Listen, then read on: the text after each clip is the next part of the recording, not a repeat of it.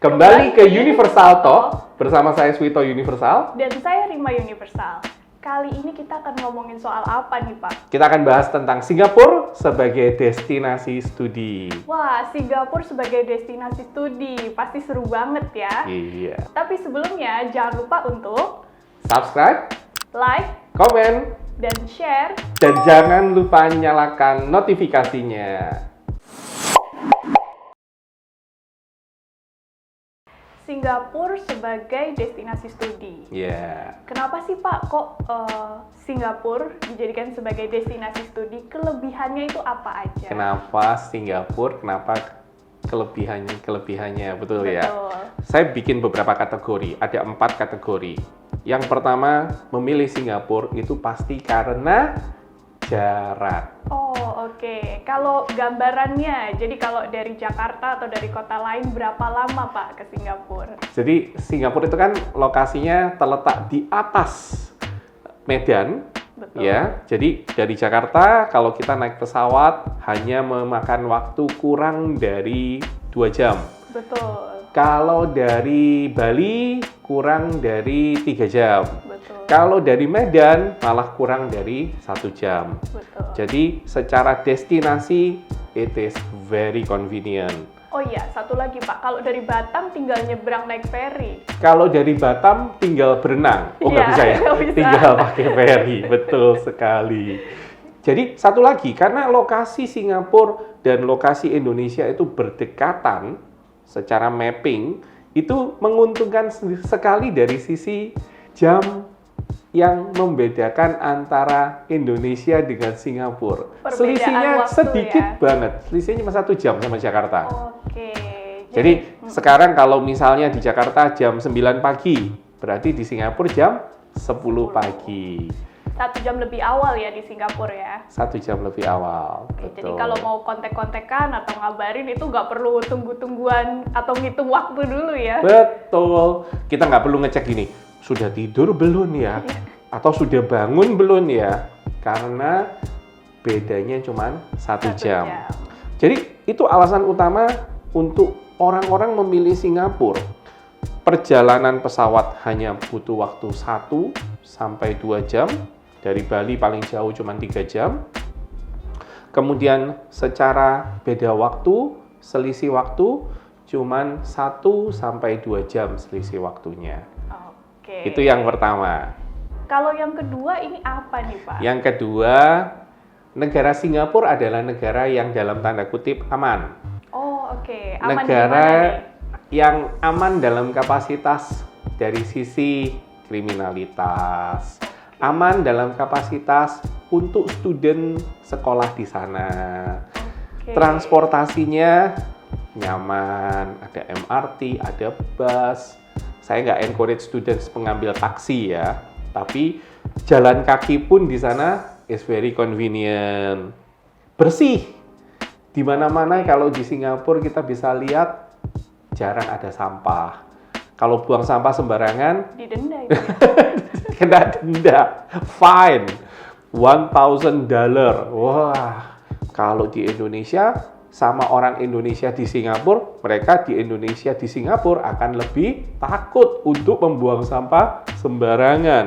Betul. Terus juga kita harus akuin bahwa kenyamanan untuk belajar itu juga mempengaruhi. Oh, kenyamanan untuk belajar ini gimana ya Pak gambarannya? Kenyamanan untuk belajar itu paling gampang adalah dari sisi tadi saya sudah bilang transportasi. Kemudian yang kedua, fasilitas. Oke. Fasilitas dari sekolah, gedung, internet, apalagi sekarang ya, semua membutuhkan internet. Iya, semuanya Dan serba online ya Semuanya Pak. serba online. Internet connection di Singapura termasuk yang tertinggi, tercepat, dan salah satu yang paling jarang putus-putus Wah, di seluruh Asia, bahkan di seluruh dunia. jadi nggak perlu khawatir ya sebenarnya. Dari Bener. sisi infrastruktur, terus fasilitasnya juga oke di sana ya. Betul sekali. Fasilitas sekolah dan fasilitas di luar sekolah. Fasilitas di luar sekolah itu fasilitas penunjang seperti museum, seperti apalagi research, seperti apalagi fasilitas apa itu namanya library, Ya, Oke. karena apa? Karena support dari government Singapura itu luar biasa keren. Ya, karena Singapura itu kecil ya. Singapura itu kan kalau kita hitung itu size-nya itu paling gedenya cuma Jakarta tambah Bekasi tambah Depok. Lebih kecil ya malah ya. Ya, jadi nggak sampai segitunya ya, ada Iya. bercanda katanya. Iya. Kalau seluruh orang Jakarta pindah Singapura, Singapura tenggelam katanya. Kayak bercandanya begitu. Jadi Oke. saking kecilnya Singapura, tapi backup dari government sedemikian luar biasa. Dan itu membuat international students dari Indonesia jadi punya banyak kemudahan. Wah, tadi yang kedua ini keren banget ya. Jadi orang tua pun lebih tenang, terus terjamin juga anaknya di Betul. Singapura ya. Mereka jadi lebih tenang, mereka lebih damai, meninggalkan dan mengirim anak sekolah ke Ke Singapura. Singapura, ya, Betul. terjamin semuanya. Nah, kita lanjut aja nih ke alasan berikutnya. Kira-kira ada apa lagi sih Pak alasannya untuk orang tua? Oke, alasan yang berikutnya itu berkaitan dengan budaya. Oke. Budaya yang ada di Singapura itu tidak terlalu berbeda dengan di Indonesia. Saya bukan bicara sama, tapi tidak terlalu berbeda dengan Indonesia dibanding Indonesia dengan Australia, Indonesia dengan Kanada, Iya. gitu ya. Di Singapura kalau kita lihat itu ada 4 etnis yang terbesar. Chinese, kemudian Melayu, India, dan yang lain-lain. Dan kita bisa lihat pemerintah Singapura itu sangat membuat semuanya ini menjadi satu integrasi yang sangat indah. Yang mau ibadah, yang mau ritual, yang mau puasa, yang mau makanan halal, yang tetap mau merayakan Chinese New Year, yang mau ke sinagog, yang mau ke kuil, yang pokoknya mereka membuatnya itu menjadi integrasinya menjadi indah. Jadi ada kebebasan untuk menjalankan budayanya masing-masing ya. Betul. Nah, orang Indonesia itu kan paling takut kalau mengirimkan anak ke luar negeri itu kehilangan budaya timur. Betul. Betul kan? Nanti mereka merasa begini, nanti kalau anak saya sekolah ke luar negeri, biasanya sama saya panggilnya Ma, Pa, sekarang manggilnya gini, bro. How are you bro? Gitu ya. Nanti ketemu sama enceknya ya, ketemu sama uncle-nya gitu ya, ngomongnya bro, apa kabar bro? Gitu ya. Kalau, nah kan kadang-kadang orang tua takut ya. Betul. Ternyata budaya Chinese, budaya Timur, budaya Melayu itu tetap dipertahankan di sana. Mereka memanggil encik, mereka memanggil uncle, mereka memanggil apapun, dan budaya sopan santunnya pun dipertahankan. Wah, ini bagus juga ya. Orang tua happy kan? Happy banget pasti. Anaknya tetap makin pinter iya, tapi sopan santunnya tetap dijaga gitu. Bener. Dan buat anaknya, dengan perbedaan budaya yang nggak terlalu jauh, makanannya jadi gampang. Oh iya, bisa cari banyak pilihan makanan ya Mau Pak ya? es cendol ada, mau ketupat ada, mau nasi padang ada, mau laksa ada, semua yang ada di Indonesia itu ada di Singapura. Oke. Cuman Singapura punya variety yang lebih luas karena ada variety yang mungkin di Indonesia tidak terlalu banyak pilihannya. Misalnya Korean food, Japanese food, Western food, kemudian Indian food, dan halal food. Jadi beragam pilihan makanan, terus juga multicultural itu tadi ya. Betul sekali. Dan nggak rasis ya, karena kan beda-beda budaya juga ya. Pemerintah Singapura itu sangat anti rasis. Oke. Sangat anti rasis. Jadi di Singapura jangan macam-macam, jangan mencoba melanggar aturan tentang rasisme. Nggak boleh sama sekali. Wah, keren banget. Jadi ini yang biasanya bikin orang tua khawatir, aduh nanti anak saya dirasisin nggak ya di sana gitu. Betul sekali. Jadi in conjunction tadi kan saya bicara tentang keamanan. Jam 11 malam, anak cewek pulang dari library karena harus bekerja sampai bikin tugas sampai larut malam. Tapi jam 11 malam mereka jalan kaki, pulang, everything is safe. Ya. Iya. Tapi bukan saya sarankan, saya anjurkan pulanglah setiap hari jam 11 malam, bukan. Jangan ya, kalau terpaksa banget. Betul, seperti itu. Tapi keamanan, kenyamanan, semuanya termasuk dari sisi budaya tadi sangat membantu. Dan orang Singapura itu salah satu bangsa yang cukup dekat dengan orang Indonesia, dengan bangsa Indonesia. Mulai dari zamannya Pak Soekarno, kemudian dari zamannya Pak Soeharto. Pak Soeharto ini yang paling dekat dengan Indonesia. Kalau Pak Soekarno sempat terlibat sedikit politik ya waktu itu. Kemudian Pak Soeharto, terus dilanjutkan dengan presiden-presiden berikutnya. Kita bisa lihat hubungan antara Indonesia dengan Singapura itu sangat manis. Ya. Jadi hubungan dua negaranya juga bagus ya. Dari sisi politik itu juga aman buat anak Indonesia pastinya ya. Betul sekali. Oke. Selanjutnya apa nih Pak yang kita pengen bahas tentang Singapura? Nah, poin berikutnya ini yang agak penting. Karena kita akan bicara tentang pendidikan. Kita akan bicara tentang sekolahnya. Kita akan bicara tentang institusinya. Institusi di Singapura ini agak menarik. Kenapa? Karena mulai dari paling bawah, paling dasar, mulai dari preschool, kemudian sampai ke kindergarten, primary school, secondary school, sampai masuk ke politeknik, university, ini semua secara garis besar dibagi 3. Oh oke, apa aja tuh Pak? Yang pertama, government. Government artinya punya pemerintah Singapura. Oke. Kalau punya pemerintah Singapura, government berarti 100% pengelolaannya adalah oleh pemerintah.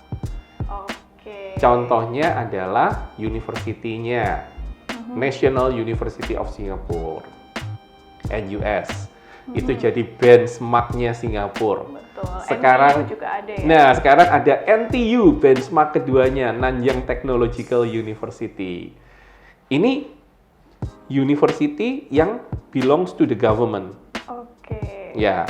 Tapi jangan lupa, Singapura itu ada banyak sekali politeknik. Ada 5 politeknik yang ada di Singapura. Jadi nanti kita sebutin ada Republik, ada Ngee Jadi ada 5 politeknik. Macam-macam ya, betul. Ya. Kemudian itu yang pertama, yang government. Oke. Yang kedua, yang swasta.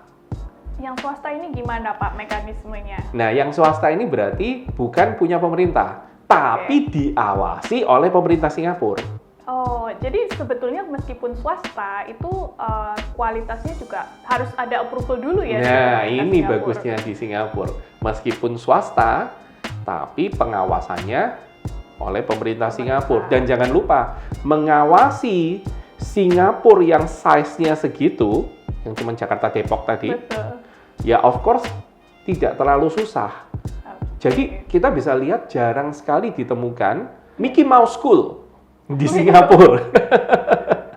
Gimana nih Pak Mickey Mouse School? Mickey Mouse School itu sekolah-sekolah yang sewaktu-waktu muncul dan bisa masuk seperti Mickey Mouse, masuk ke dalam lubang, keliaran, tapi tahu sewaktu-waktu muncul seperti itu. Sekolah-sekolah yang tidak punya standar yang jelas.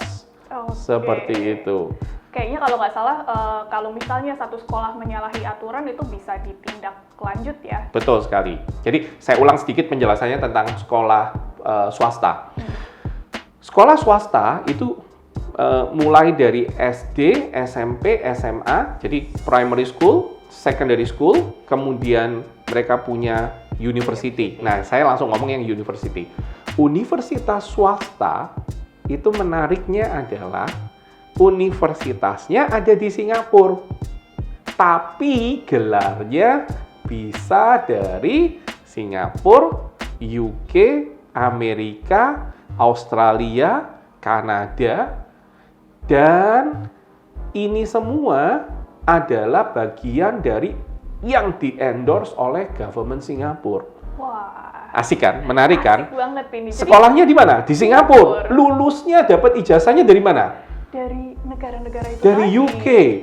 Betul. Ma, Pa, aku udah lulus dari Singapura, ini ijazahku. Mama papanya lihat, loh, ijazahnya kok Inggris? Ijazahnya kok Scotland? Ijazahnya kok Amerika? Itu swasta. Oke, jadi nggak perlu jauh-jauh ke sana ya? Nggak perlu jauh-jauh ke sana.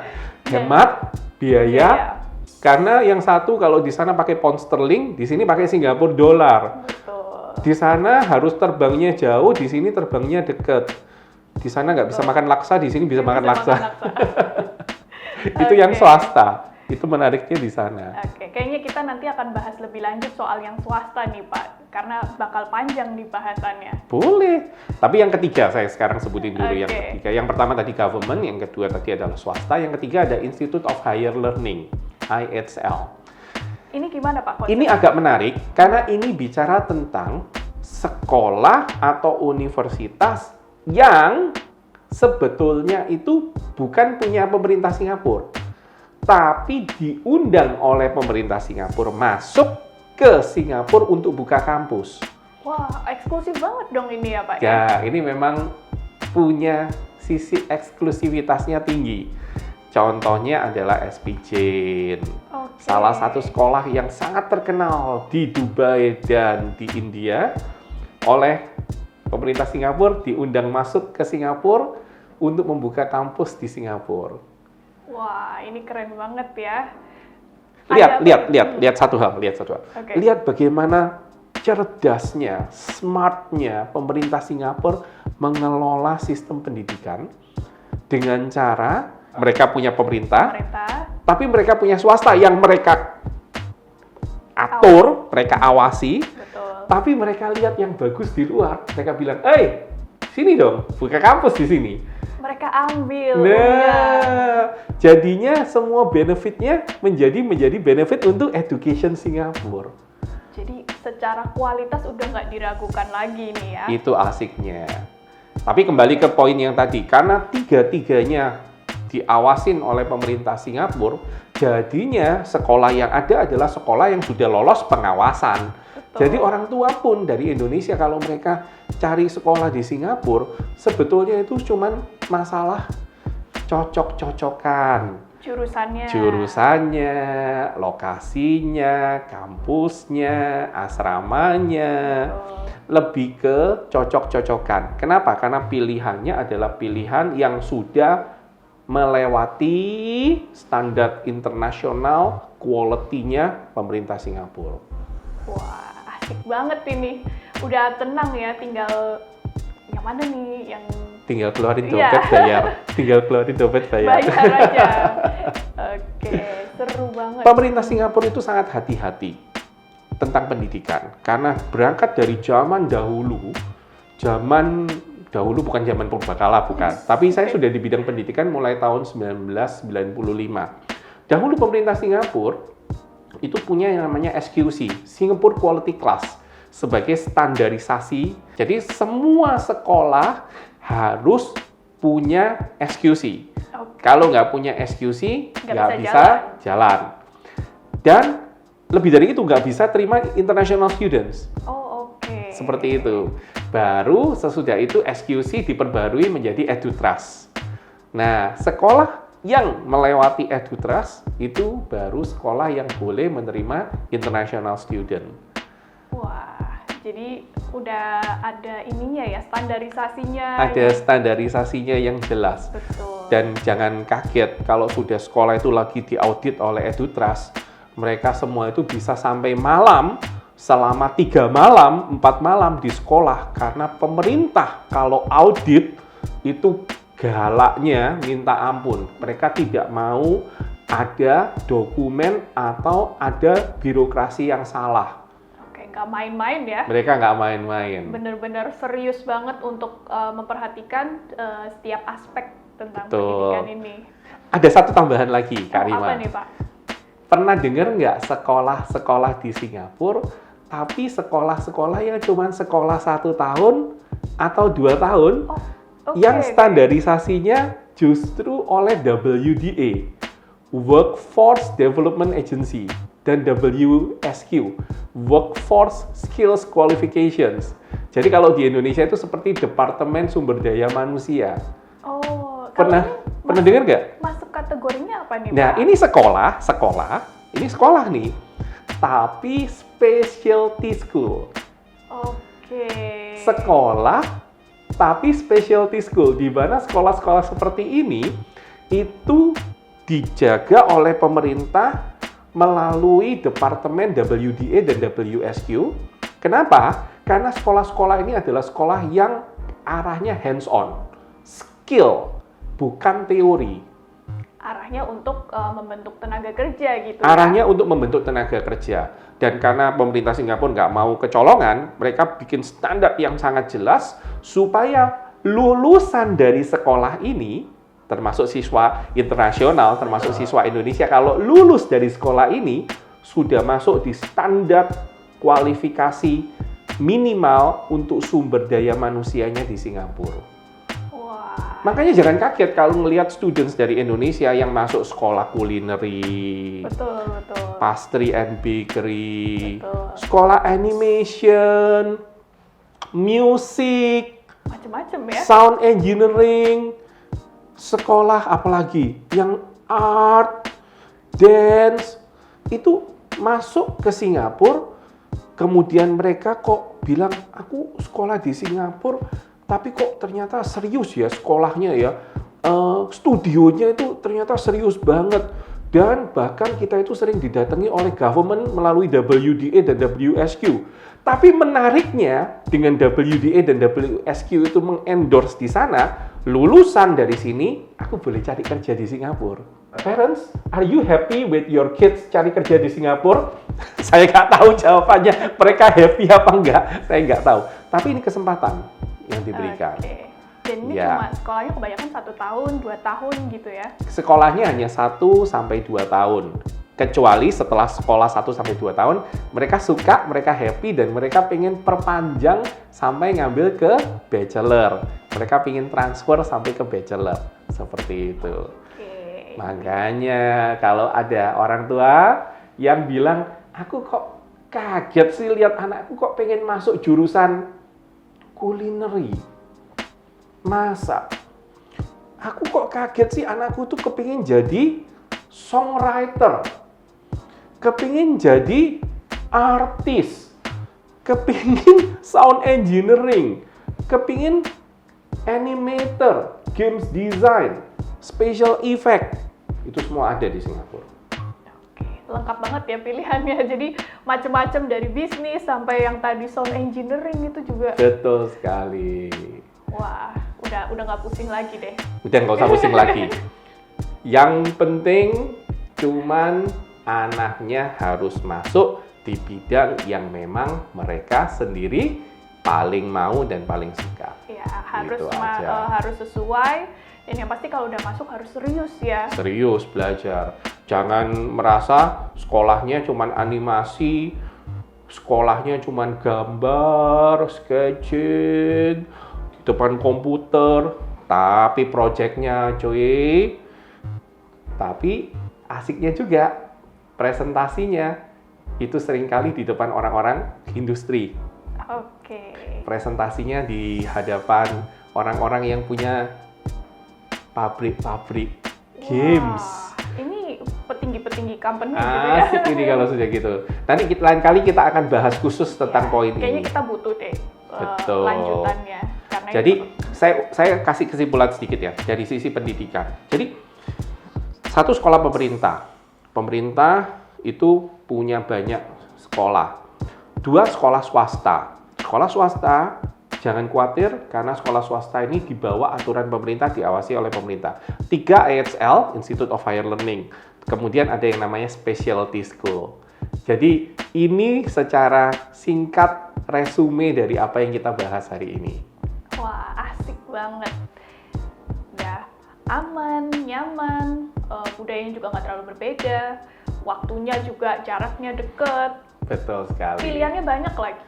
Itu tadi penjelasan dari Pak Suwito. Jadi buat parents atau student pasti udah nggak ragu-ragu lagi ya, Singapura itu aman, terus juga tadi penanganannya oke juga, pilihan sekolahnya juga banyak, dan kualitasnya juga udah nggak diragukan lagi. Jadi kalau misalnya students atau parents ada yang tertarik mau tanya lebih lanjut soal studi ke Singapura, mau dari level high school sampai level ke university dan lain sebagainya, itu nanti bisa kontak langsung ke Universal. Nah, Pak Suwito ada tambahan apa lagi nih? Tambahan informasi yang penting buat student sama parents, Universal akan mengadakan acara Singapore Days di bulan depan, di bulan September 2021.